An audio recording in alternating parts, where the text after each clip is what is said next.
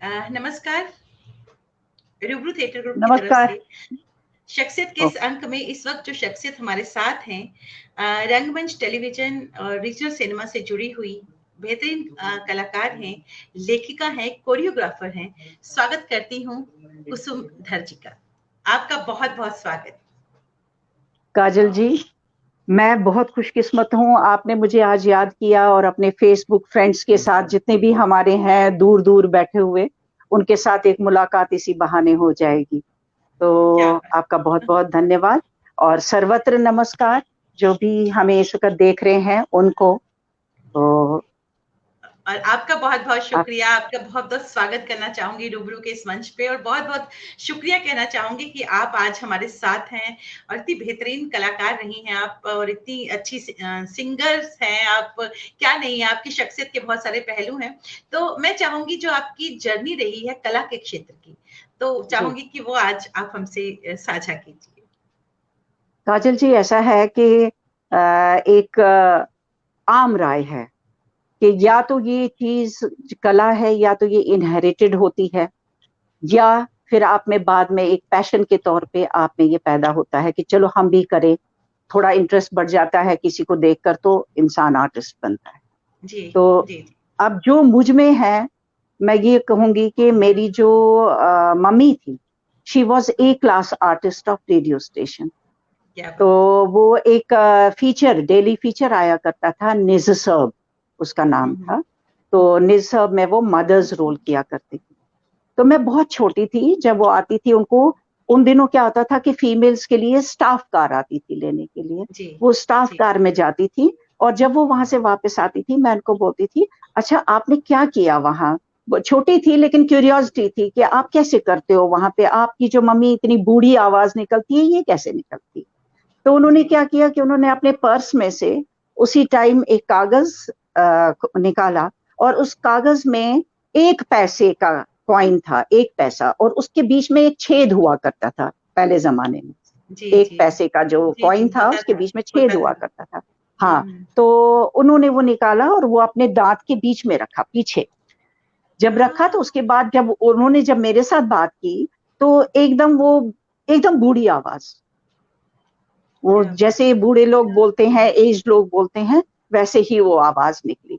तो जी, मुझे इतनी क्यूरियोसिटी, मैंने उनको बोला, अच्छा मम्मी जब मैं बड़ी हो जाऊंगी तो मैं भी आर्टिस्ट बनूंगी आपकी तरह। कहने लगी कोई बात नहीं, अभी आपको पढ़ाई करनी है, आप पढ़ाई करो। तो उन्होंने मुझे रेडियो स्टेशन ले जाते थे वो मुझे अपने साथ। जी, हर जी, संडे को बच्चों का प्रोग्राम हुआ करता था। शांता जी, कौल जी वो कंडक्ट करती थी बच्चों का प्रोग्राम। मैं वहां जाती थी और मैं बच्चों का प्रोग्राम पहले देती थी। तो वहां से जी, मेरी क्यूरियोसिटी बढ़ती गई। लेकिन कुछ एक जी, ऐसा दौर आया बीच में जब मुझे जी, कश्मीर छोड़ के एक स्टेज पे मुझे जी, कलकत्ता जाना पड़ा। जी, अपनी मौसी के पास मैं गई और मौसी के पास जब मैं गई वहां मैं मेरी स्कूलिंग हुई 2-3 साल। और 6, 7, 8 मैंने वहीं पढ़ा कलकत्ता में। जी, श्री शिक्षा यतन में मैं पढ़ती थी। और वहां पे जो कि है मुझे एक अपॉर्चुनिटी मिली कि मैं बंगाली सीखूं। तो जी, क्योंकि बंगाली के बगैर वहां स्कूल्स में पढ़ाते नहीं थे, तो बंगाली टीचर रखा गया। फिर मुझे म्यूजिक के साथ इंटरेस्ट था, क्लासिकल म्यूजिक सीखने का, तो मेरे लिए म्यूजिक टीचर आते थे घर सिखाने के लिए। तो ये सब वहीं से चलता रहा। फिर जब मैं 8th क्लास मैंने पास किया, मैं कश्मीर आ गई वापस। बेसिकली सबको पता था कि इसको एक्टिंग का बड़ा शौक है, ये स्कूल में भी प्रोग्राम करती है। तो जी, मेरे मामू मुंबई में थे उन दिनों जी, ड्यूटी, वो बर्मा शल के मैनेजर थे, जनरल मैनेजर। तो उनकी मिसेज का ना इन सब बॉलीवुड के एक्टर्स के साथ काफी मिलाप था, उनका होता था। जी, पार्टीज में जाते थे, उनके साथ मिलते थे।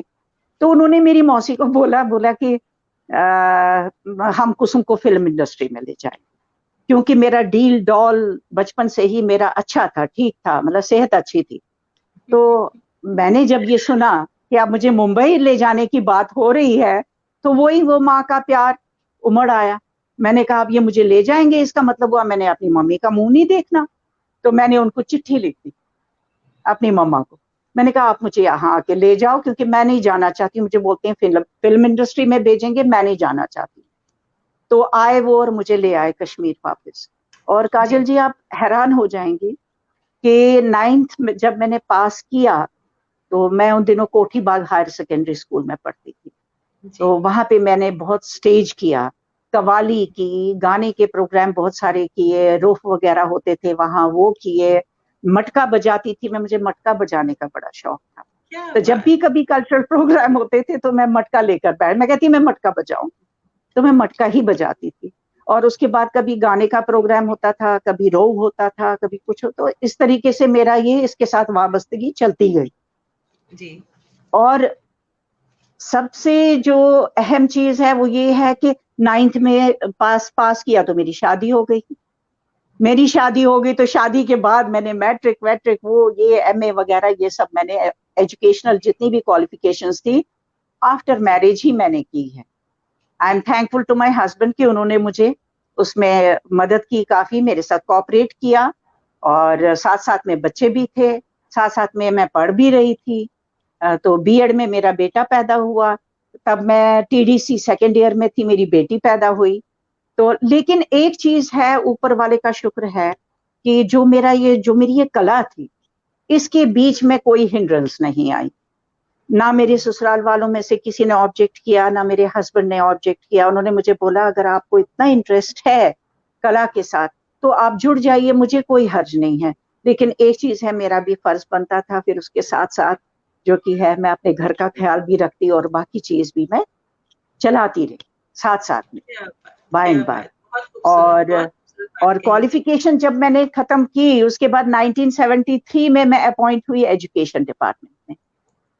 एजुकेशन डिपार्टमेंट में जब गई तो वहां भी मेरी खुशकिस्मती थी, एकेडमिक के साथ साथ वहां कल्चरल आइटम्स जितने भी होते थे उसकी इंचार्ज मैं थी।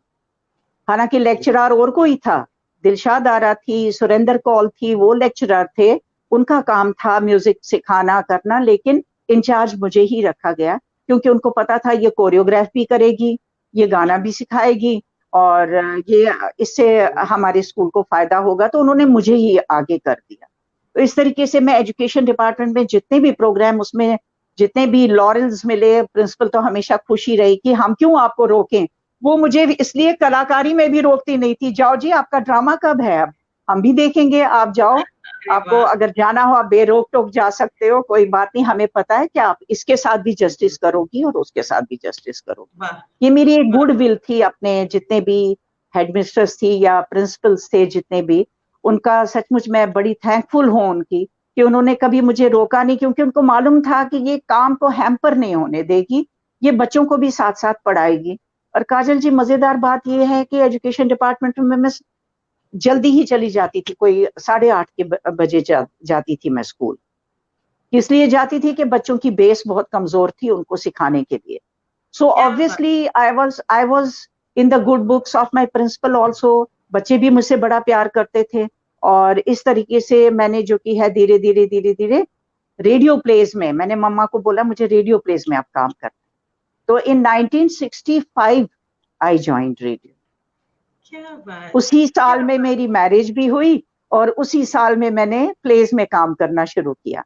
और मेरी मम्मा मुझे सोमनाथ साधु जी, पुष्कर बान हुआ करते थे उन दिनों, इनका मैं नाम जरूर लूंगी, मनोहर प्रोती जी हुआ करते थे, उमा खोसला थी, राजकुमारी नेहरू थी, ब्रिज किशोरी जी थी। तो बड़े बड़े मतलब बहुत ही अच्छे आर्टिस्ट थे और उनके साथ मुझे मौका मिला काम करने का, क्योंकि मैंने दोनों में, कश्मीरी और उर्दू दोनों में मैंने पास किया था ऑडिशन। तो इसलिए मैं दोनों में पार्टिसिपेट करती थी, हिंदी में भी और हिंदुस्तानी में भी और कश्मीरी में भी। और प्राण किशोर जी उन दिनों हमारे प्रोड्यूसर हुआ करते थे, ड्रामा प्रोड्यूसर, वही हमसे प्लेस करवाते थे। और मुझे एक दिन याद है, मैं आपको मजेदार बात बताऊंगी, मैं बड़े बड़े आर्टिस्टों के साथ काम करने के लिए जब अंदर गई, मुझे कभी माइक का थ्रेट रहा नहीं। कई लोगों को माइक का थ्रेट होता है, कई आर्टिस्टों को, कि पहले पहले वो माइक से घबराते हैं, लेकिन मुझे ऐसा कोई थ्रेट नहीं था क्योंकि मुझे शुरू से ही मुझे इस चीज का बहुत ज्यादा था कुछ। तो एक डायलॉग बोलते बोलते मैं अटक गई बीच में। जब मैं अटक गई तो बार बार उसी शब्द पे आके, बार बार उसी शब्द, प्राण जी ने मुझे डांटा, क्या करती कुसुम क्या हो गया। तो मैंने कुछ नहीं बोला, मैं स्टूडियो से बाहर आ गई स्क्रिप्ट लेके और बाहर मैं रोने लगी।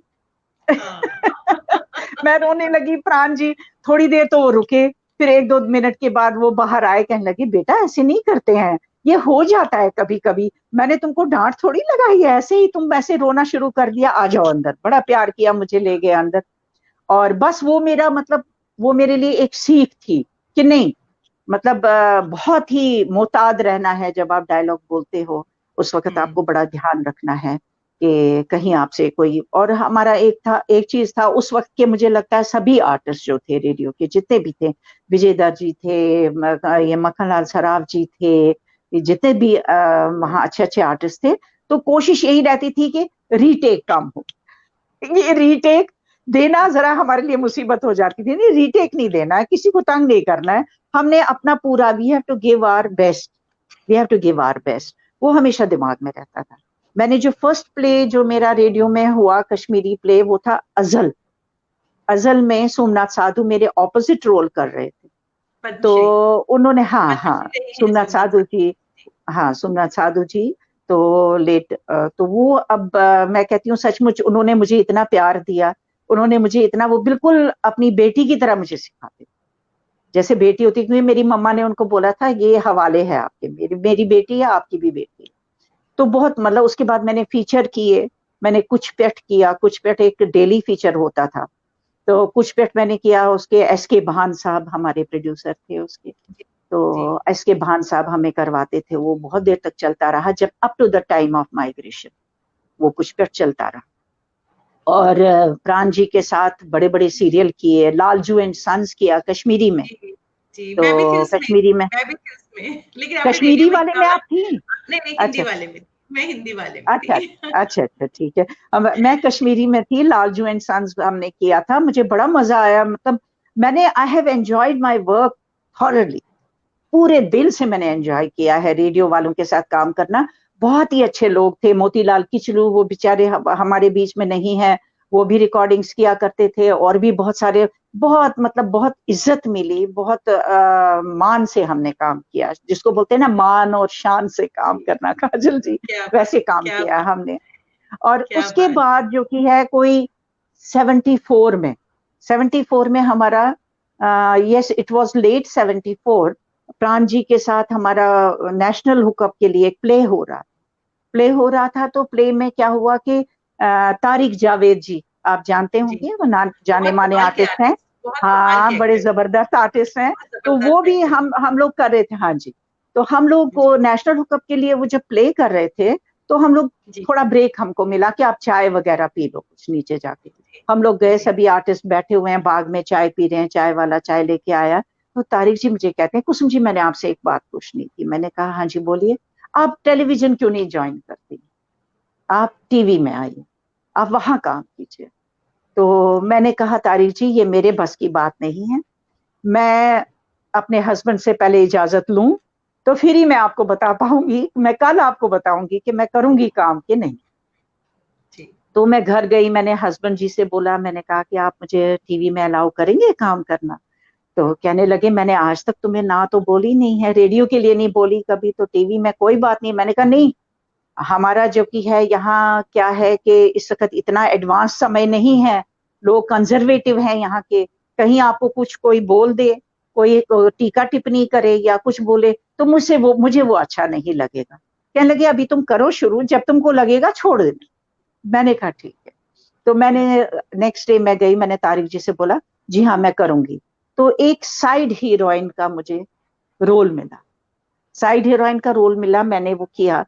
उसके बाद ये सिलसिला बढ़ने लगा, जैसे 2-4 मेन रोल मुझे अब मिल गए, और इन बिटवीन 75 में हमारा ऑडिशन हुआ, मैंने ऑडिशन भी दोनों पास किए, हिंदुस्तानी में भी कश्मीरी में भी।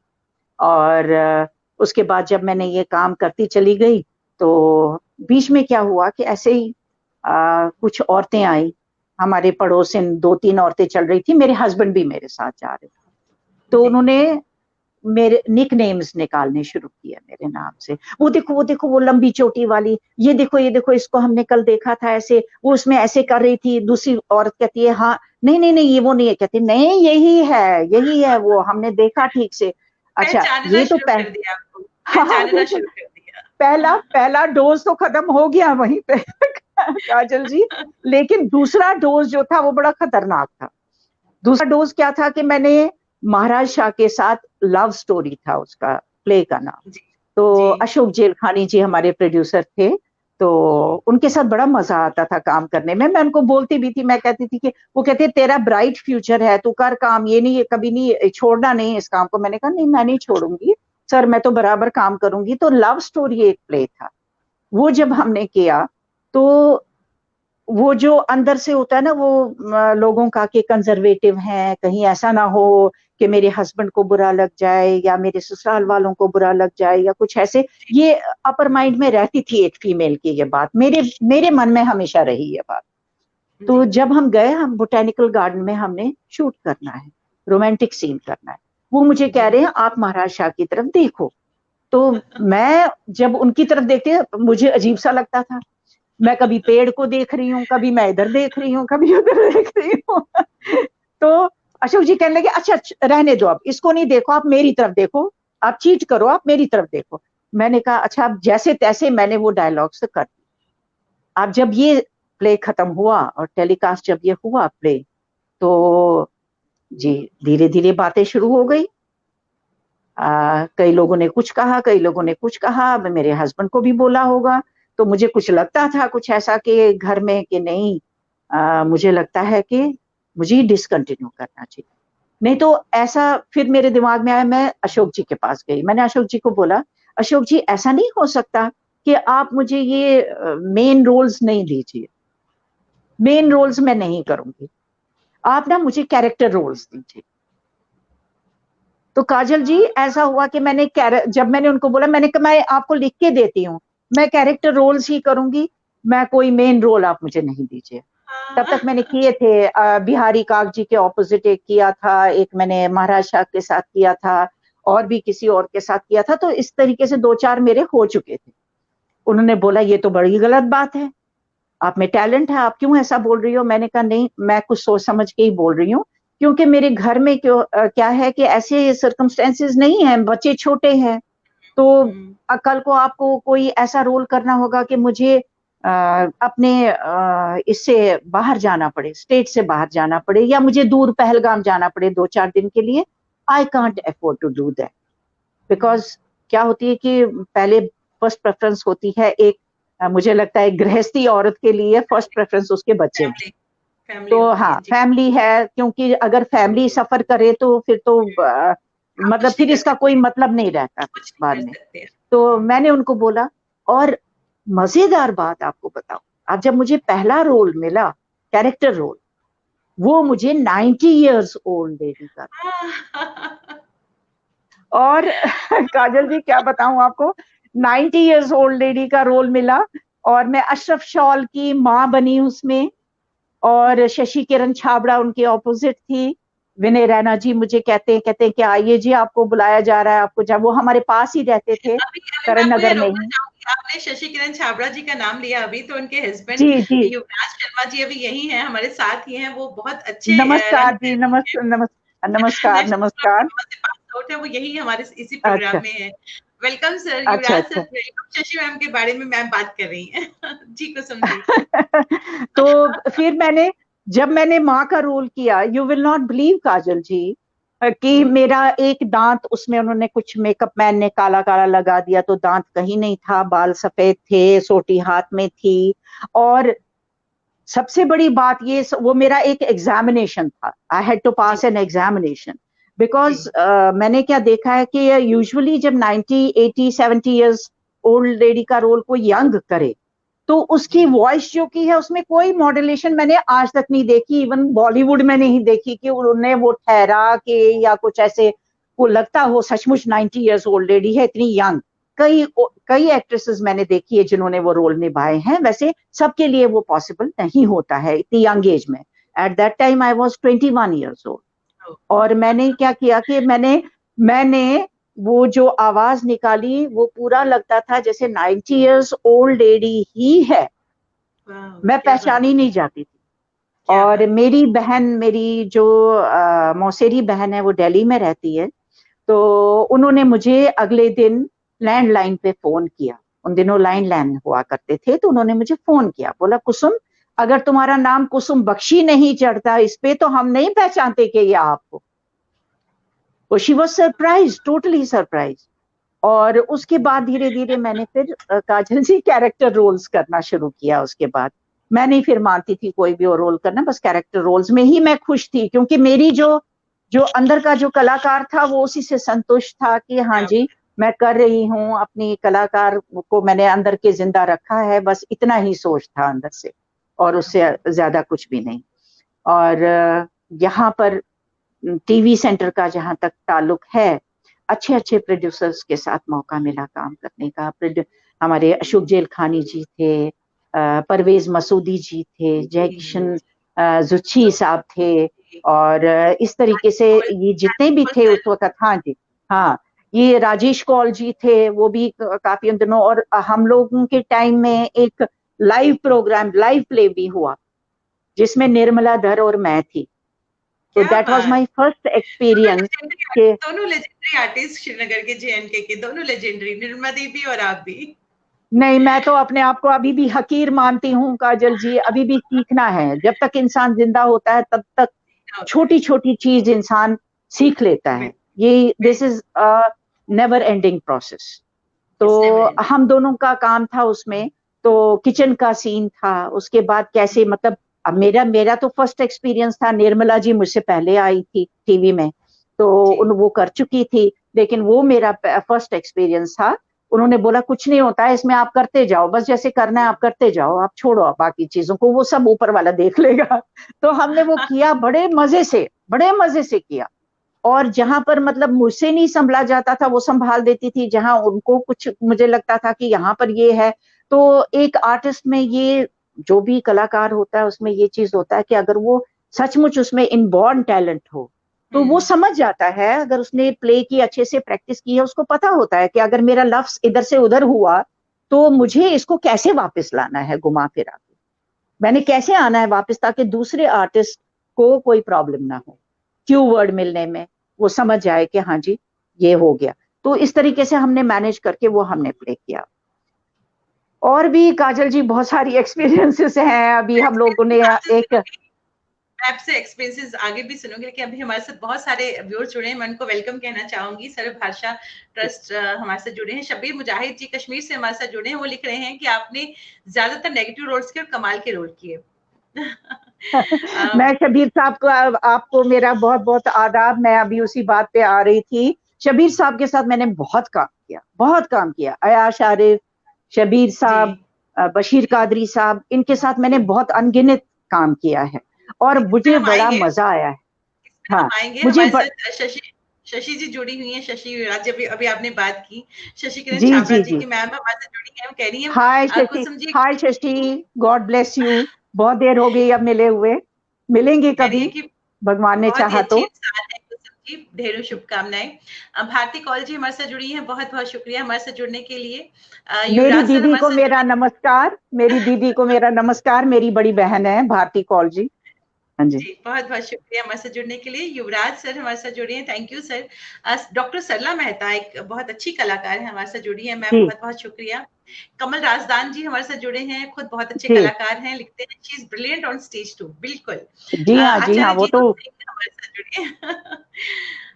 आपका बहुत बहुत धन्यवाद, आपका बहुत बहुत धन्यवाद जो हमारे साथ जुड़े आज।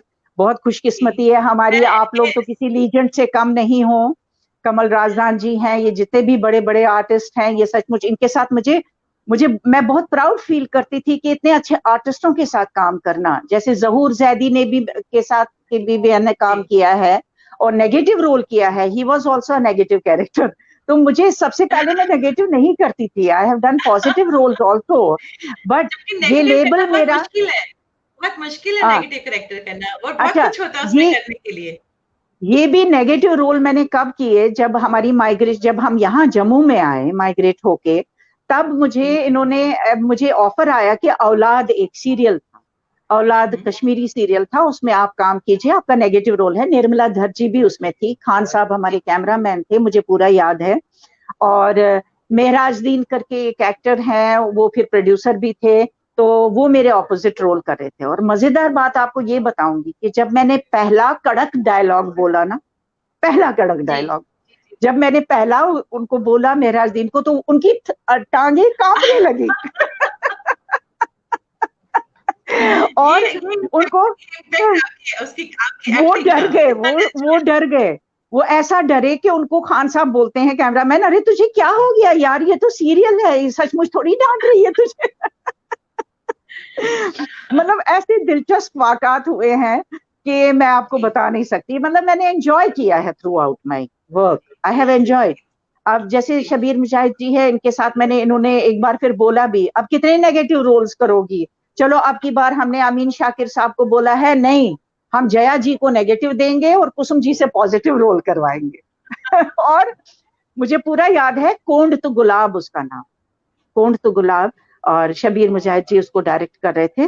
But it was my beautiful experience. और मुझे अभी भी याद है, जब जरा सा मैं पॉजिटिव रोल करते करते जब मेरी ब्रिकुटी थोड़ी सी तन जाती थी ना, तो एयाज आरिफ जी आकर मुझे बोलते थे, नहीं नहीं नहीं नहीं, लकीरें नहीं आनी चाहिए माथे पर। क्या बात, खुद एक बेहतरीन कलाकार है यार साहब, बहुत ही हाँ, बहुत बहुत और अच्छे इंसान भी हैं वैसे सभी। मैं आपको काजल जी एक चीज आपको मैं बताऊं, अयाज जी सचमुच वो बहुत ही अच्छे इंसान है और उनके साथ काम करना मुझे अच्छा भी लगा। मैं उनके साथ एक बार गई थी हिमाचल काम करने के लिए। देखिए ना, सबसे बड़ी होती है चीज इंसानियत। कलाकार अपनी जगह है, सब कुछ, राइटर भी अपनी जगह है, लेकिन अगर एक इंसान अच्छा इंसान है तो वो कभी नहीं दिल से निकलता बाहर। तो अयाज जी का मुझे याद है, मैं गई थी इनके साथ, एक वो कैमरामैन उनके साउथ से थे, अशोक कश्यप जी, जो कि फिल्म शूट किया करते थे, तो वो थे हमारे साथ। और मैंने उनको बोला, अशोक कश्यप जी को मैंने उनको बोला कि वो आए इसके पास, मेकअप मैन के पास, और कहने लगे इस आर्टिस्ट के मुंह पर मुझे मेकअप नहीं चाहिए, I don't want any makeup on her face. तो मैं हैरान हो गई, मैंने कहा अभी तक इतने सीरियल्स किए हैं, ये मेकअप मैन को बोल रहे हैं कि आप मेकअप नहीं करो, ये क्या बात है। तो अच्छा ठीक नहीं है, या अंदर से मैं सोच रही थी ठीक नहीं, पता नहीं क्या होगा, कैसे मैं स्क्रीन पर आऊंगी, क्या होगा, ऐसे ही शक रहा मन में अंदर से। और आप बिलीव नहीं करेंगी कि मेकअप के बगैर वो कुसुम पहचानी नहीं जा रही थी। इतना अच्छा गेटअप आया, इतना अच्छा गेटअप आया मेकअप के बगैर भी, कि जब मैंने वो बाद में सीरियल देखा जम्मू में, तो मैं उस वक्त I was cooking something in the kitchen, my husband was watching serial, वो सीरियल देख रहे थे। मैं जब आई, मैं इनको कह रही हूँ आप तो बहुत ज्यादा बिजी लगते हो, आप मुझे कोई चीज लानी थी, आप ला दोगे। कह लगे तेरा सीरियल नहीं देखूं फिर क्या। मैं स्क्रीन देख रही हूँ लेकिन मैं अपने आप को नहीं पहचान रही हूँ, this I am telling you frankly Kajal, मैंने नहीं अपने आप को पहचाना। मैं कहते हैं कि तू ही तो है, मैंने कहा हाँ। फिर मैं बैठी, फिर मैंने अपना गैस बंद कर दिया और मैं बैठी रही वहीं पर जब तक मैंने वो सीरियल देखा। And my hats off to that project, इतना अच्छा वो हुआ, इतना अच्छा वो हुआ, कहने की बात नहीं। और उसके बाद शबीर मुजाहिद जी जब पत्नी टॉप एक बार आए थे सीरियल करने के लिए, मजेदार बात आपको बताऊं कि उस सीरियल में वो रेडियो की अनाउंसर हैं रीटा यूसुफ, रीटा यूसुफ भी मेरे साथ थी उसमें, उस सीरियल में। हम लोग सोए हुए हैं, अब हमको शूटिंग के लिए उठना है, तो बिच्छू निकला बिस्तरे में से। Oh my God. और हम दोनों के बीच में बिच्छू था। तो अब मैं जब उठी तो मैं बिच्छू से बड़ा डरती, मैं उठी तो मैंने इसके चादर को खींच के ऐसे कर दिया, तो कहने लगे अरे बाप रे, अब क्या, हम प्रोड्यूसर तो हमको डांट लगाते। मैंने कहा क्यों, अगर दोनों में से एक को काट खाता तो हमारे सीन कहाँ होते। मैंने कहा ये भी सच्ची बात है। अगले दिन मैंने किसी से पूछा, वो एक्चुअली मेरा फर्स्ट था उनके साथ, शबीर मुजाहिद जी के साथ इंडिपेंडेंटली, वो फर्स्ट प्ले था जो वो डायरेक्ट कर रहे थे। और मैंने किसी से पूछा, शबीर साहब कैसे डायरेक्टर हैं, ये डांट तो नहीं मारते आर्टिस्ट को सेट के ऊपर। न आपको पता ही नहीं, और सचमुच पता नहीं चलता था जब तक शबीर मुजाहिद जी सारा वो सीरियल शूट, जितने भी सीन्स करते थे ना, पता नहीं चलता था कि वो सचमुच शूट हो रहा है या एक बड़ा अच्छा एटमॉस्फेयर था और बड़े अच्छे ढंग से वो करते थे। It was really a very good atmosphere. I have enjoyed my work like anything, Kajal ji, like anything. मुझे कभी ये पछतावा नहीं हुआ कि मैंने इसमें क्यों काम किया, मुझे अब डांट पड़ी, मुझे वो हुआ, मुझे वो, ऐसा कुछ भी नहीं था। और यहाँ पर मैं आपके पिताजी का नाम लेना चाहूंगी, विजय सूरी साहब का, कि सचमुच उनको शत शत नमन है कि उन्होंने कभी इसी वो लिखते थे सीरियल्स, और हिंदी सीरियल्स मैंने यहाँ जम्मू में तब काम किए थे यहाँ के आर्टिस्टों के साथ, लेकिन उन्होंने मुझे फोन करके बोला, जब भी वो मुझे करते फोन करते थे, कुसुम बस अपनी साड़ियां वाड़ियां तैयार रखो, अटैची अपना पैक करो, तुमने मेरे सीरियल में काम करना। और मैं एकदम से अटैची अपना पैक करके कश्मीर पहुंच जाती थी। और मुझे अच्छी तरह याद है कि हमने वो किया था, उसमें सुबीर थी मेरे साथ, राजेंद्र तिक्कू की मिसेज, तो सुबीर जी जी। कसाली वो थी मेरे साथ उसमें। और ये भी मुझे याद है एक मजेदार किस्सा इसमें, कि हम लोग बैठे हुए हैं, कैमरा तैयार है, सब everything is ready, artist are ready on the set. अब वो मेरे साथ बैठी हुई हैं, हमने चाय पीनी है, और मैं उसको कहती हूँ, कहते हैं ये ले बेटा चाय पी ले, ये बेटा चाय पी लेना। वो मेरी तरफ देखे जा रही है, देखे जा रही है, मैं कह रही हूँ ये डायलॉग का जवाब क्यों नहीं दे रही है, क्या बात हो गई। वो कहती है आपने डायलॉग बोला। वो इतना नेचुरल वे में था, उसको सब उसको लगता था कि अभी आर्टिस्ट लाउडली बोलेगा ओ बेटा चाय पीना, तो ऐसा कुछ नहीं था। मैं बोला अरे बच्चे तूने चाय पी लेना। जो ही मैंने ये बोला तो वो कहती है मैं तो आपके डायलॉग का वेट कर रही हूँ। मैंने कहा बेटा यही डायलॉग है। तो इस तरीके से बड़ी अच्छी अच्छी एक्सपीरियंसेस हुई मुझे। जब भी मैंने किसी भी प्ले में सीरियल में काम किया तो मुझे बड़ा बहुत ही अच्छा लगा, बहुत अच्छा, हर किसी आर्टिस्ट के साथ।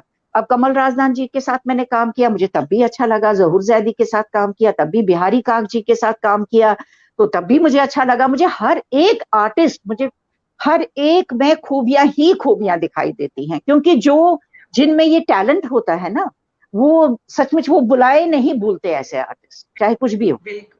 चाहे कुछ भी हो। शादी लाल जी के साथ मैं सोची थी कि हाँ, आपको एक मजेदार, उनको शत शत नमन है शादी लाल जी को, कि उनके साथ मेरा एक ये हुआ, सीरियल हुआ, ये दिल गव देवान में चोन, ये दिल गव देवान चोन, कोई कश्मीर से प्रोड्यूसर आए हुए थे तो वो बना रहे थे, वो ह्यूमरस था। तो मैंने सबको बोला भाई मैंने तो सारे पॉजिटिव भी कर लिया, नेगेटिव भी कर लिया, आप मुझसे ह्यूमरस भी करवाओगे। तो शादीलाल जी ने बोला नहीं ऐसी बात नहीं है, आप हर कोई रोल कर सकती हो, आप चलो मेरे साथ, आप मेरे ऑपोजिट आपको रोल करना है। तो मैंने किया उनके साथ। और जबकि वो बहुत ही मंझे हुए आर्टिस्ट थे, और अगर जरा सा भी मुझसे कुछ इधर उधर हो जाता ना, मैं सचमुच, मैं अगर सेट पे किसी से डरती थी ना, वो सिर्फ शादीलाल जी से। क्या बात है। क्योंकि वो बड़ी मेहनत करते थे, वो बड़ी मेहनत करते थे, मैं उनके बारे में जितनी तारीफ करूं उतनी कम है। वो मुझे हमेशा कहते थे कुसुम मेकअप को नहीं देखो, साड़ी को नहीं देखो मैं कैसी लग रही हूँ, ये नहीं देखो कि मैंने क्या पहना है, आप अपने रोल में ऐसे डूब जाओ। मुझे आजकल की लड़कियों का ये अच्छा नहीं लगता, ये सिर्फ अपने मेकअप को देखती रहती है, कहाँ से क्या हुआ, काजल की यहाँ लकीर तो नहीं हुई, यहाँ टीका उस तरफ तो नहीं हुआ। लेकिन अगर ये इतना ध्यान अपने रोल में दें, अगर ये इतना डूब कर अपने रोल, अगर वो भीतर जाए रोल के, तो इन सीरियल्स के बराबर कोई सीरियल ही नहीं होगा। लेकिन दे आर क्या बॉद बात अबाउट है। Their makeup. अब मेरी कुछ मैंने मेरी आर्टिस्ट, लेडीज बिल्कुल। आर्टिस्ट मैंने कुछ देखी, जैसे कुसुम टिकू के साथ मैंने काम एंजॉय किया, मैंने सपना सोनी के साथ बहुत काम किया यहाँ जम्मू में आफ्टर कश्मीर, जब मैं जम्मू आई मैंने यहाँ उनके साथ काम किया, मैंने ललता तपस्वी के साथ काम किया। इवन कश्मीर जाते थे हम, एक साथ शूट करते थे। मुझे याद है ईद के दिन मुंबई से आए थे, शहजाद करके शायद उनका नाम है पूरा, शायद मुझे नाम याद नहीं है। If anybody remembers can just remind me यहाँ ऑफ दैट।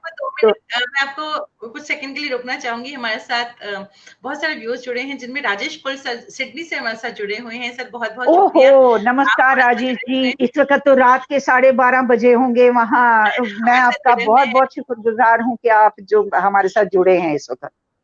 अय्याज आरिफ साहब हमारे साथ जुड़े हुए हैं। रीता ठाकुर जी हमारे साथ जुड़ी हैं शिलोंग से, बहुत बड़ी ब्रॉडकास्टर हैं। सपना सोनी हमारे साथ जुड़ी हैं, बहुत बहुत शुक्रिया। जितने भी एस्टीम व्यूअर्स हमारे साथ जुड़े हैं बहुत बहुत शुक्रिया। दीपक नायडू जी हमारे साथ जुड़े हैं, खुद बेहतरीन सिंगर हैं, बहुत बहुत शुक्रिया कहना चाहूंगी इन सभी को हमारे साथ जुड़ने के लिए। रश्मि धर जी हमारे साथ जुड़ी हुई हैं, बहुत बहुत शुक्रिया हमारे साथ जुड़ने के लिए। सुनीता अग्रवाल हमारे साथ जुड़े हैं, कविता हांडा हमारे साथ जुड़ी हैं, डॉक्टर सल्ला मेहता हमारे साथ जुड़े हैं, अमरजीत अरोड़ा जी हमारे साथ जुड़े हैं जो वरिष्ठ रंगकर्मी हैं। बहुत सारे जितने भी हमारे साथ टीम व्यूअर्स जुड़े हैं मैं उन सभी का स्वागत करना चाहूंगी। और मैं आपसे ये जानना चाहूंगी कि आप रंगमंच से जुड़ी रही, आप आकाशवाणी से जुड़ी रही, आप दूरदर्शन से जुड़ी रही, आप एक कोरियोग्राफर भी रही हैं, आप राइटर भी रही हैं, आप कविताएं भी लिखती हैं, बंगला में भी गाती हैं, आप हिंदी में भी गाती हैं, लिखती हैं, और आप कश्मीरी में भी लिखती हैं, और कोरियोग्राफर भी रही है। क्या कहेंगी आप? पहले तो मैं शुरू करूंगी इस चीज से कि कोरियोग्राफी मैं बहुत करती थी एजुकेशन डिपार्टमेंट में। जितने भी हमारे प्रोग्राम्स हुआ करते थे, फर्स्ट और सेकंड के बगैर तो मैं कभी लौटती नहीं थी, प्राइज के बगैर। लॉरेल्स बहुत लिए हैं अपने स्कूल्स के लिए।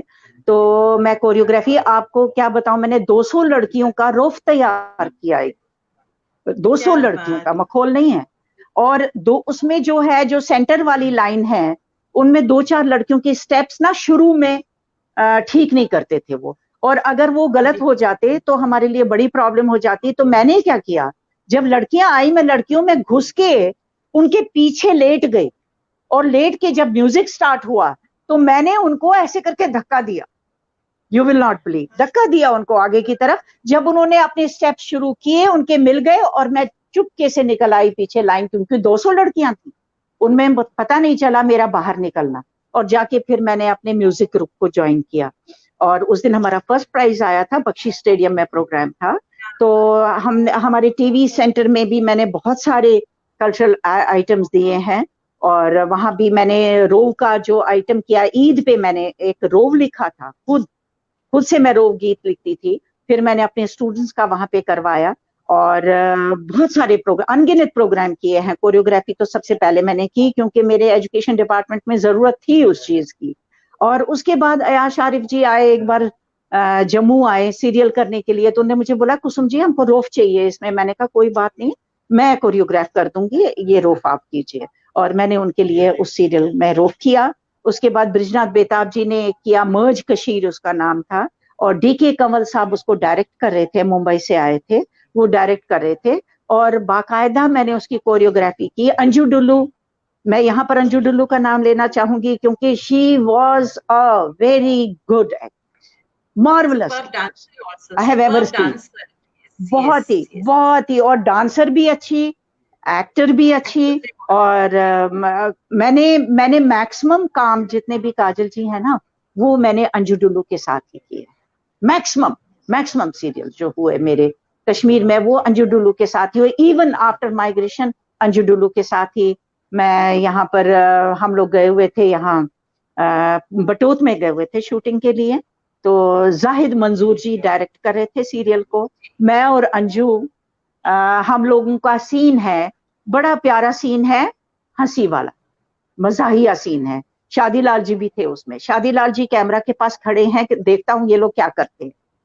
अब हम लोग जब कैमरा के सामने हैं तो हम लोग अपना डायलॉग बोल रहे हैं, हमने खूब एक दूसरे को वो गालियां बकनी है, सास और बहू है, और गालियां बकनी है। मुझे समझ में नहीं, मुझे हंसी आती थी जब मैं सोचती थी कि ये ऐसे शब्द हमने बोलने हैं।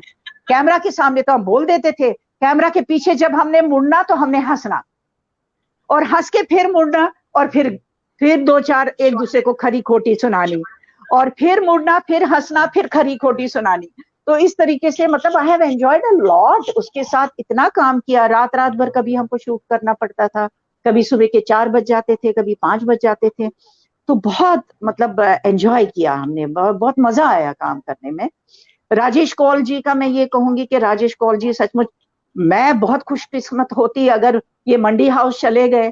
मंडी हाउस के बजाय अगर इन्होंने हमारे हम आर्टिस्टों के साथ ही ज्यादा काम किया होता, मैं बहुत खुश होती। Because very talented person, very nice person, very good human being.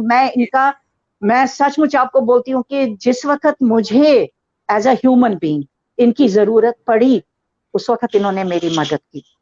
Because my son is also associated with this field, he is an editor. तो उनको एडिटर किसने बनाया, किसने उनको आगे चलाया, वो है राजेश कौल जी। मैं उनका उनको सचमुच में प्रणाम करती हूँ। ऐसा अच्छा इंसान मैंने बहुत कम देखा है दुनिया में। बहुत इन्होंने मदद की, क्योंकि उसको आर्ट के साथ लगाव था बहुत ज्यादा। और मैं यहाँ पर संजय रावल जी का नाम नहीं भूल सकती, जो दिल्ली में है। उन्होंने ही उसको अपने एडिटिंग सूट में बुलाया काम के लिए, और फिर राजेश कौल जी ने ANI में उनको सर्विस दिलवाई, और वहां पर भी वो ये प्लेज वगैरह, सीरियल्स वगैरह एडिट करते थे ANI न्यूज चैनल में। तो राजेश जी, अब ये आप सोचिए कि वहां जहां ये बैठे हुए हैं, 12:30 बजे होंगे, 1 बजने वाला होगा, तो वहां पर वो बैठे हैं और उन्होंने मुझे ज्वाइन किया, तो उनका बहुत बड़प्पन है। और उन सब का भी बड़प्पन है जो हमारे साथ अभी तक जुड़े, उनको भी मैं बहुत बिल्कुल धन्यवाद करती बिल्कुल। हूँ। और अब मैं आऊंगी इसके बाद कि कैलकाटा जब मैं गई, तो वहां जहां तक लिखने का सवाल, रविंद्रनाथ टैगोर जी की एक पोएम मुझे याद आती है, क्योंकि वहां तो बंगाली के बगैर वहां काम होता नहीं था। बंगाली तो वहां किसी भी सूरत में आपको सीखनी ही सीखनी थी। जी तो मैंने ज्योग्राफी क्लास में जब रविंद्रनाथ टैगोर जी जाते थे ना, तो उनको ज्योग्राफी क्लास अटेंड करना कैसा लगता था, वो कैसा फील करते थे, इस पर एक कविता थी। वो कविता मैं आपको सुनाना चाहूंगी। बिल्कुल बिल्कुल। वो बोलते थे, एक दिन रातिर आमी स्वप्न देखेছি, একদিন রাতের আমি স্বপ্ন দেখেছি, চেয়ে দেখো বলে জ্ঞান বিনু, চেয়ে দেখো ঠোকাঠুকি বোরগা করিতে, কলিকাতা চলিয়াছে নড়িতে নড়িতে, ইঁটে গোড়া গন্ডার বাড়িগুলা সোজা, চলিয়াছে ধূপ ধাপ জানালা দরজা, রাস্তা চলেছে যত অজগর সাপ, पीछे तार ट्राम गाड़ी चले धूप धाप। मीन्स उनको ऐसा लगता था जैसे सड़क चल रही है, जैसे अजगर सांप चल रहा है। वो जो डिस्टेंस उनको पूरी करनी पड़ती थी क्लास तक जाने की, ज्योग्राफी क्लास तक जाने की, उनको लगता था जो छत है वो धीरे धीरे हिल रही है, और वो जो सड़क है वो इतने ही दूर होती जा, उनको ऐसा लगता है जैसे सांप चल रहा है, सांप चल रहा है, मुझे इस सड़क से बचना चाहिए, वहां से नहीं मुझे जाना चाहिए। तो इस तरीके से ये उनकी एक फेवरेट ये पोइम थी जो मैंने सीखी थी अपने स्कूल में, श्री शिक्षा यतन में। और बंगाली में आपने गाई, बोला इस पोइट्री को रिसाइट किया, ये भी कितनी बड़ी बात हाँ, है कि इतनी ये खूबसूरती से आपने रिसाइट किया। और मैं यहाँ आपको रोकूंगी, हमारे साथ शहजाद हुसैन साहब कश्मीर से जुड़े हैं, और हमारे आदाब साथ आदाब।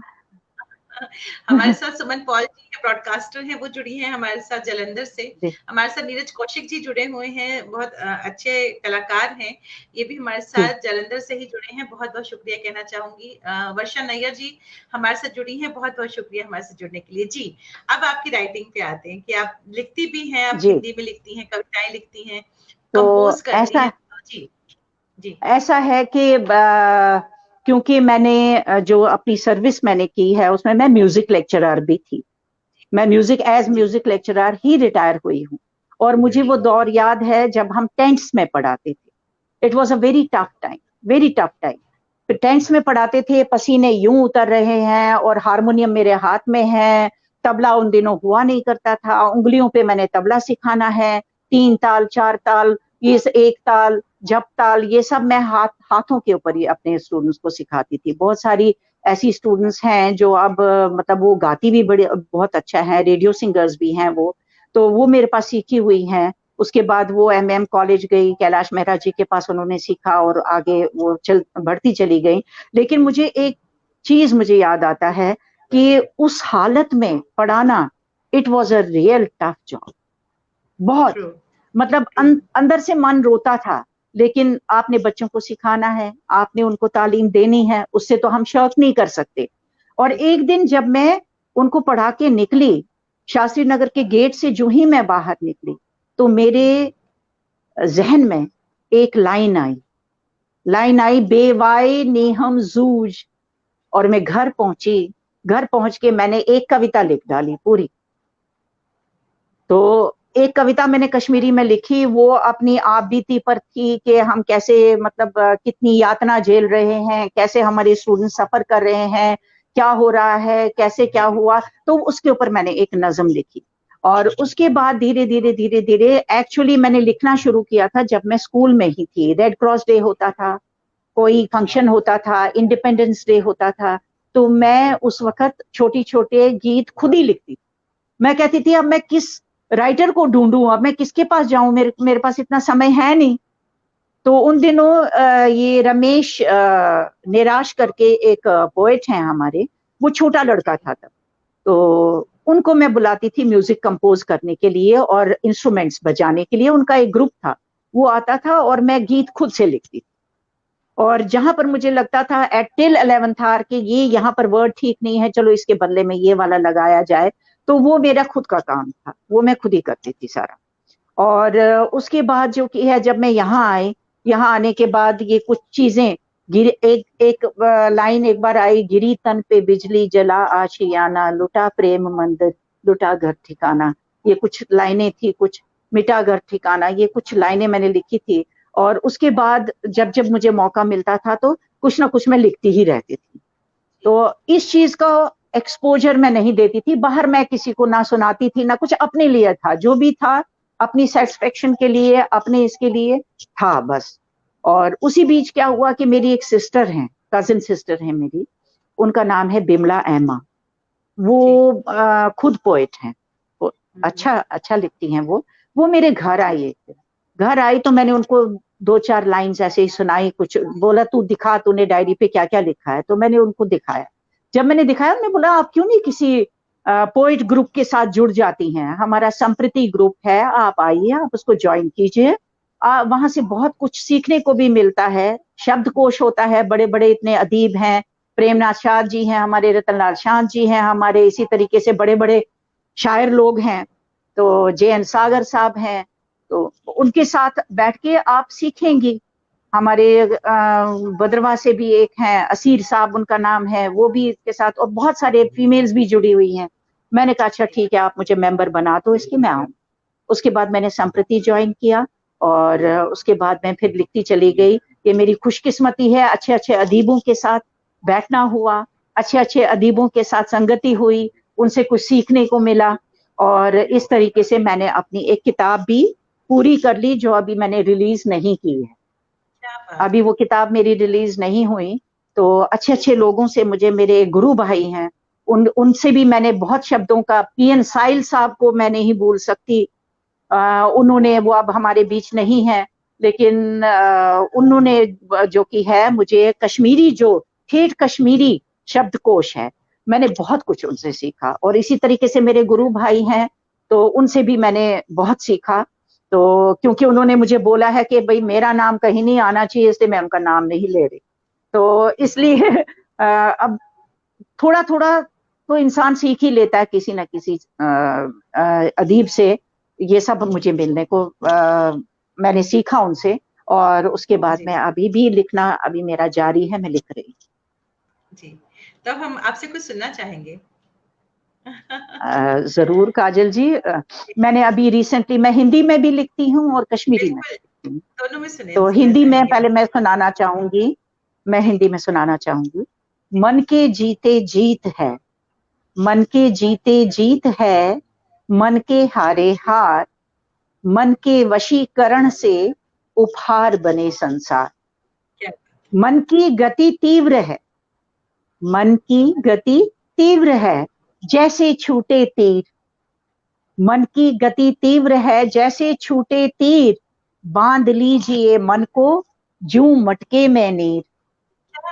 मन इच्छा चले जो, मन इच्छा चले जो, विवेक होए अपंग, मन इच्छा चले जो, विवेक होए अपंग, मन इच्छा मानस तजे, रमता प्रभु के रंग।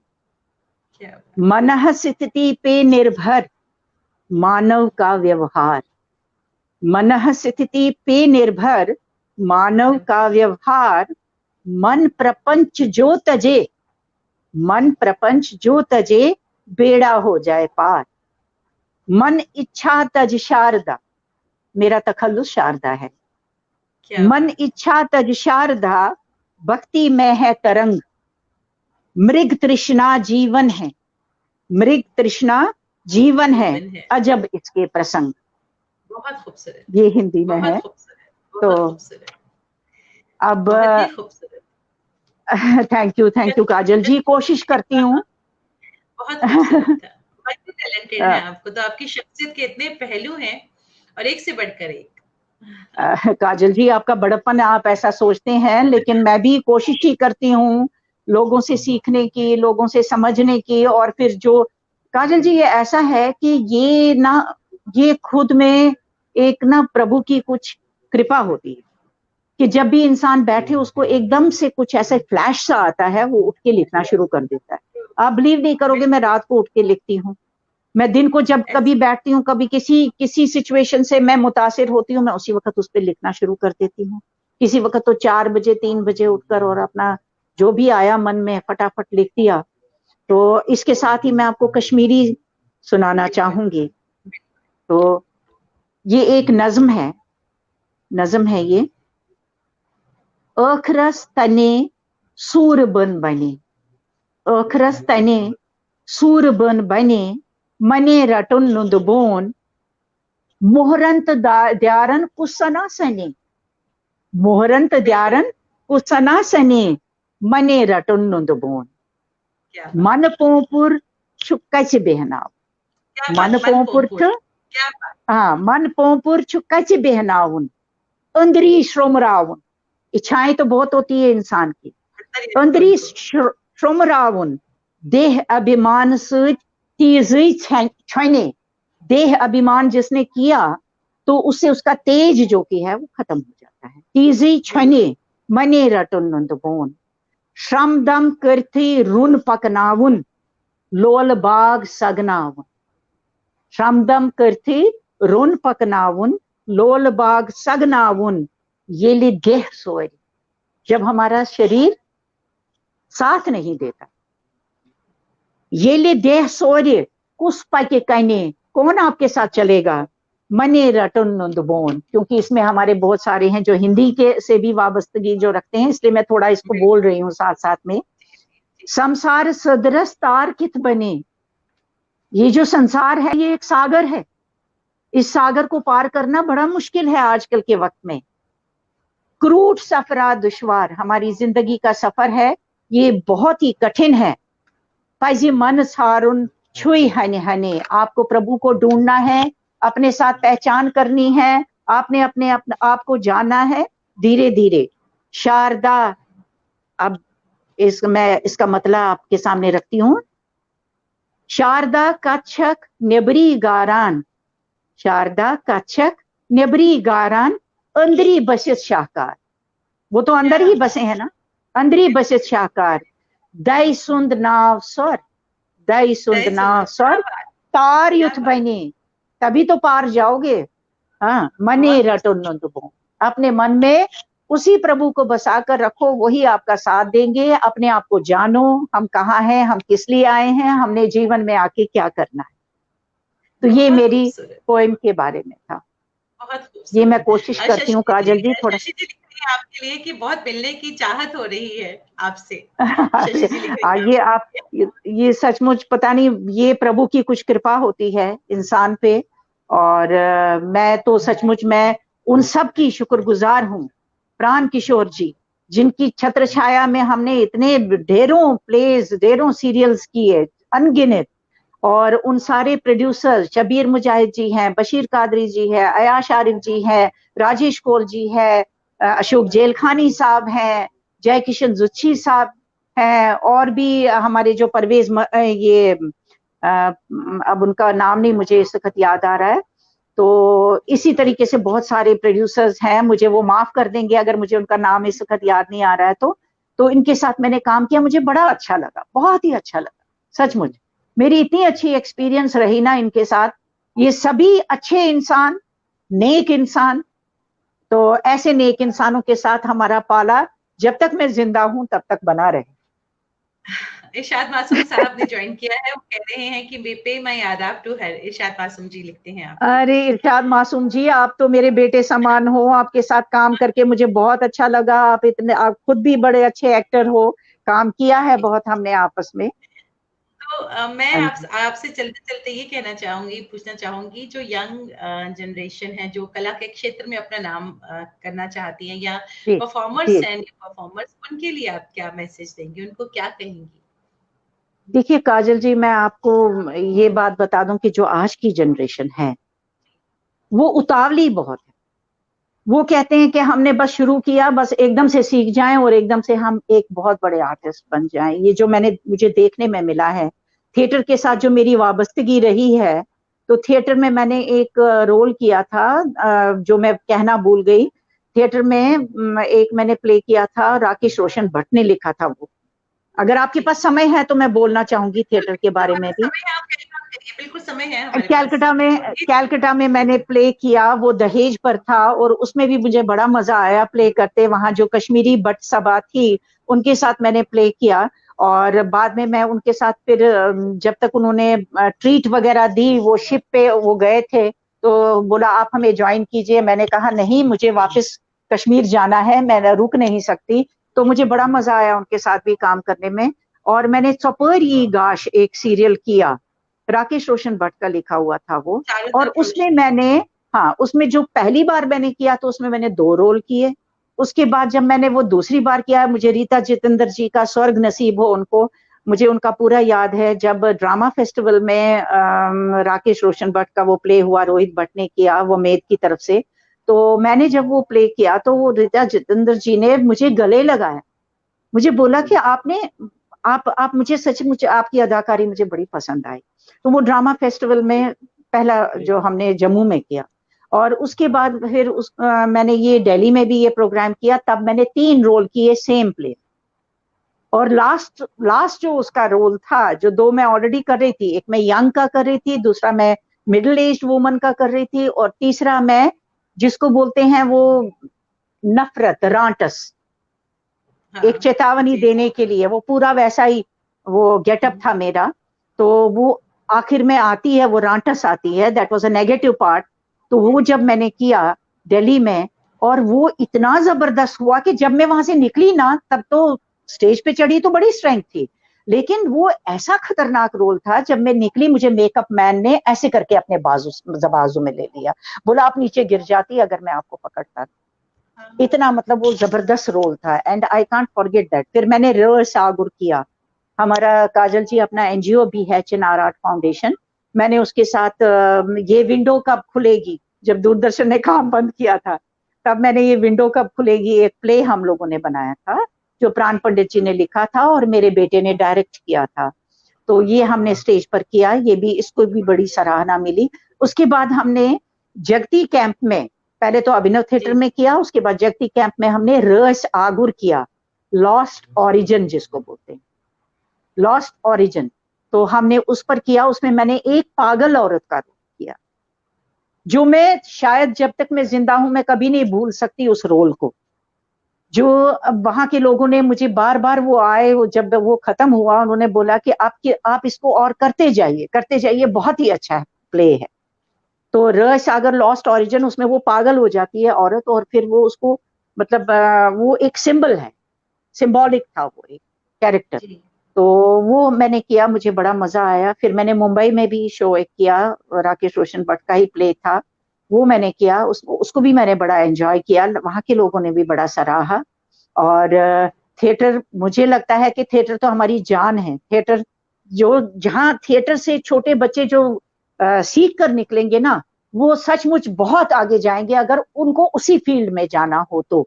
क्या होता है कि चॉइसेस आजकल के बच्चों की चेंज होती जाती, पहले बोलते हैं हम करेंगे, फिर वो जाते हैं, फिर जब वो देखते हैं कि थिएटर में बहुत सारा हमें टाइम देना पड़ता है, तो वो उससे तंग आ जाते हैं। कई लोग तो छोड़ ही देते हैं, उसके कहने क्या यार हमें महीना जाना है, 15 दिन जाना है, 20 दिन जाना है, वहां प्रैक्टिस करनी है, वो ये, उनमें वो पेशेंस नहीं है। जो पेशेंस होना थिएटर के लिए बहुत जरूरी है, बहुत जरूरी है। और आजकल के बच्चों को मैं यही कहूंगी कि पहले अपने माइंड के साथ आप सोच लीजिए कि हमने करना क्या है। You be sure in your mind what you have to do. और अगर आपका इसी चीज के साथ लगाव है, तब आपको डेडिकेशन, डिवोशन जो है वो अपनी रखनी पड़ेगी, अपनी पेशेंस रखनी पड़ेगी। आपको हर उस प्रोग्राम में शामिल होना पड़ेगा। जैसे हमारे बहुत सारे ये वर्कशॉप्स होते हैं, वर्कशॉप्स अटेंड कीजिए, उनमें आप पार्टिसिपेट कीजिए ज्यादा से ज्यादा, आपको पता चलेगा कि कैसे करते हैं काम, कैसे नहीं करते हैं। बड़े बड़े एक्सपीरियंस लोग, हमारे जम्मू में इतने लोग करते हैं वर्कशॉप्स। तो अब हमारे बलवंत ठाकुर यहाँ इतने सारे काम करते हैं, वर्कशॉप्स चलाते हैं। तो आप उसको अटेंड कीजिए, देखिए, परखिए आपको करना क्या है और उसके साथ जुड़ जाइए होल हार्टेडली। बिकॉज अब ये है कि कुछ लोग ही होते हैं जो हर एक चीज को निभा पाते, कुछ लोग ही होते हैं ऐसे जिनमें वो स्टेमिना होता है कि वो कोरियोग्राफी भी करें, वो लिखें भी, वो प्लेज में भी करें, वो भी। इसलिए सब बच्चों से यही गुजारिश है कि पहले अपने माइंड में पूरा प्रिपेयर कीजिए अपने आप को उस चीज के लिए, फिर होल हार्टेडली उस चीज को कीजिए, कामयाबी आपके हाथों में होगी। क्या बात कुसुम जी, बहुत अच्छा लगा आप यहाँ आई और आपने इतनी इंस्पिरेशनल जर्नी जो आपकी रही है और हर फील्ड में आपने काम किया है। अब तो हरफन मौला जिसे कहते हैं वो है आप, मतलब हर कुछ नहीं छोड़ा आपने, चाहे म्यूजिक हो, चाहे पोइट्री हो, चाहे कोरियोग्राफी हो, रंगमंच, टेलीविजन, स्टेज, सब कुछ आपने किया। आपकी शख्सियत के इतने अनगिनत पहलू हैं। और काजल जी जी यहाँ जाते जाते मैं ये जरूर कहना चाहूंगी कि आपने मुझे मौका दिया सबके साथ रूबरू होने का। आपका भी बहुत बहुत धन्यवाद और उनका भी धन्यवाद जो मुझसे आज जुड़े, जिन्होंने अपना कीमती समय मुझे दिया और मेरे साथ जुड़े रहे, उनका भी बहुत बहुत धन्यवाद। और उसके अलावा मैंने कहना तो बहुत कुछ था, मैंने बहुत सारों का टच नहीं किया और क्योंकि समय की कमी है, आपको भी इजाजत नहीं देता समय और मुझे भी इजाजत नहीं दे रहा समय कि मैं रुकूं और ढेर सारी बातें आपके साथ करूं, बट आई लेकिन हैव मैं यहाँ एंजॉयड। आपको रोकना चाहूंगी, मेरे साथ जो आपने थोड़ा इमोशनल कनेक्ट जो आपने किया, मेरे पापा की जो आपने बात शेयर की, इट वाज सो जी हार्ट जी टचिंग जी। To me, really heart touching मैं टू आपको मी। एक चीज बात बताऊं, वो तो कभी मुझसे भूलता नहीं ना। जब भी बाहर से कोई भी प्रोडक्शन आती थी ना काजल जी, तो वो मुझे बुलाते थे, वो किसी को याद नहीं करते थे मदर्स रोल के लिए। उनके ऑपोजिट मैंने रोल किए। यहाँ मैं बशीर दादा का नाम कैसे भूल गई, बशीर दादा जी जिनके साथ मैंने एक नेगेटिव रोल किया, उनमें विजय सूरी जी भी थे। कश्मीरी सीरियल था वो, लेकिन उसमें जो कि मुझे याद आता है, अगर आपके पास समय है तो मैं बोलूं बिल्कुल बिल्कुल कि बिल्कुल। हम लोग सीन खत्म हुआ, अब नेक्स्ट सीन का हम रिहर्स कर रहे हैं, सारे आर्टिस्ट बैठे हैं, सब लोगों को ये शक था पता नहीं ये रोमांटिक रोल करेगी कि नहीं। और मजेदार बात क्या हुई, सारे आर्टिस्ट मेरे सामने खड़े हैं और बशीर दादाजी मुझे कह रहे हैं ये डायलॉग जरा कुसुम जी आप पढ़ के बताइए और इस पे एक्शन करके भी बताइए। तो जो ही मैंने वो डायलॉग पढ़ा ना, it was a romantic dialogue, मैंने जो ही पढ़ा और मैंने जो ही नजर यूं करके घुमाई, तो ऐसी तालियां मैं आपको बता नहीं सकती। विजय सूरी जी कहती हैं क्या आप रोमांटिक रोल भी कर सकती हो क्या? क्योंकि मैंने हीरोइन का रोल तो मैंने बहुत कम एक्सेप्ट किया, मैंने ज्यादातर कैरेक्टर रोल्स ही किए, और जब अपनी एज में आ जाता है इंसान उसके बाद तो वो ज्यादा उस चीज को एंजॉय करता है। और मुझे लगता है कि मैंने 21 साल की उम्र में भी 90 इयर्स ओल्ड लेडी का रोल एंजॉय किया। चले it was a very good चले एक्सपीरियंस। आपका चैलेंजिंग बहुत बहुत पर्सन। धन्यवाद। मैं चलिए आपका बहुत समय नहीं लेना चाहूंगी ज्यादा। तो बहुत बहुत शुक्रिया कुसुम जी, बहुत बहुत शुक्रिया सबको कहना चाहूंगी नमस्कार, कि सादर नमस्कार सबको जो मेरे साथ जुड़े। Okay, thank you Kusum ji, thank you. God bless you. हमारे साथ जितने भी व्यूअर्स यहाँ जुड़े हैं, मैं उन सभी का तहे दिल से शुक्रिया अदा करना चाहूंगी हमारे साथ जुड़े रहने के लिए। और ये जरूर कहना चाहूंगी, कल जो हमारे साथ शख्सियत रहेंगी, कल शाम को 7 बजे इमिनेंट पॉइंट है, वो बहुत खूबसूरत लिखते हैं, केशव मन पांडे जी कल हमारे साथ होंगे। तो कल रहेगा हमारे साथ, उनकी जिंदगी से रूबरू होंगे, कला के क्षेत्र में जो उनका योगदान है, राइटिंग को लेकर खास तौर पर, क्योंकि बहुत ही खूबसूरत कवि हैं वो। तो कल रुकिएगा हमारे साथ, रहिएगा हमारे साथ। कल शाम को केशव मोहन पांडे साहब हमारे साथ होंगे, कल शाम को 7 बजे। और मिलते हैं कल शाम को 7 बजे एक बार फिर आपसे, रहिएगा साथ में हमारे। तब तक के लिए शुभ रात्रि और नमस्कार।